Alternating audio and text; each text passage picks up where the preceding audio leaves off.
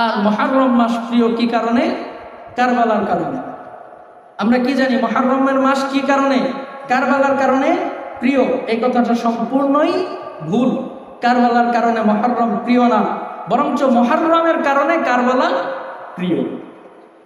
কারবালার কারণে মুহররমের 10 তারিখ যে আশুরার দিন, আমরা মনে করি যে ইমাম হামাম হুসাইন রাদিয়াল্লাহু তাআলা আনহুকে কারবালার প্রান্তরে শহীদ করা হয়েছিল, হয়তো এই জন্যই 10 মুহররম।